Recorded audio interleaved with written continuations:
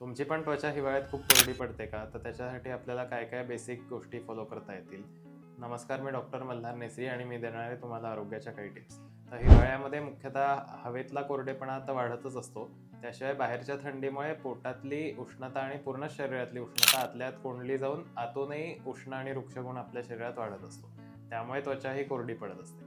आता ह्याच्यात सगळ्यात महत्त्वाचं एक आहे की आपल्याला नित्य अभ्यंग करायला आयुर्वेदाने सांगितलेलं आहे.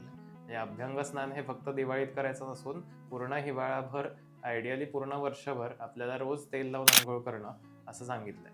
आता रोज तेल लावून अंघोळ करणं शक्य नसेल तर त्यांनी शिरश्रवण पादेषु विशेषेण शीलयेत असं सांगितलंय. म्हणजे डोक्याला, कानाला आणि तळपायाला तेल लावलंच गेलं पाहिजे आणि त्यानंतरच अंघोळ करायची. मग डोक्याला तुम्ही खोबरेल तेल लावू शकता, कानात आणि तळपायाला तुम्ही तिळाचं तेल टाकून अंघोळ करायची. असा एक प्रयोग नित्य केला तर त्वचेचा कोरडेपणा आपोआपच कमी येत असतो. दुसरी गोष्ट म्हणजे जसं आपण बाहेरनं तेल लावतो तसंच पोटातनं स्नेह म्हणजेच फॅट्स जाणं खूप गरजेचं असतं हिवाळ्याच्या सीझनमध्ये.